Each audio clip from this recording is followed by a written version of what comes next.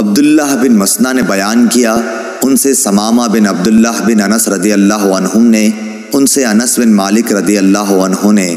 کہ جب حضرت عمر رضی اللہ عنہ کے زمانے میں قحط پڑتا تو عمر رضی اللہ تعالی عنہ حضرت عباس بن عبد المطلب رضی اللہ عنہ کے وسیلے سے دعا کرتے